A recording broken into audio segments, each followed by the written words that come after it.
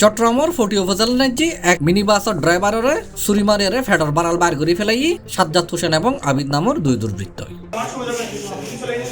নভেম্বরের ২৬ তারিখ মঙ্গলবার বেলা ১টার দিকে ফটি উপজেলার গিরি চৌধুরী বাজরাল হান্নাজি এই ঘটনা ঘটে।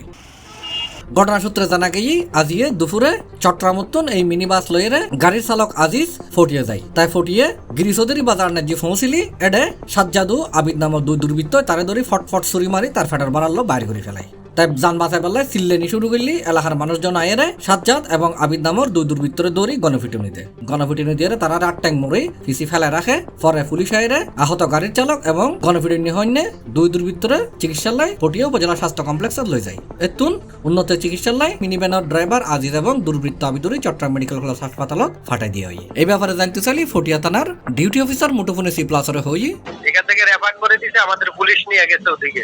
তা এখনো তো কেউ এসে কোনো অভিযোগ দেয় নাই। তো এদেরকে ওই যে চিকিৎসার জন্য মেডিকেলে পাঠাইছে, ডাক্তারের কাছে দিছে না এখানে ওখান থেকে পরে রেফার করে দিছে ইয়াতে চট্টগ্রাম মেডিকেল কলেজে। আদিপক্ষের লোকজন যারা আছে তারা এসে থানায় ইয়ে দিবে, তারপরে বাকি আইনগত ব্যবস্থা হবে।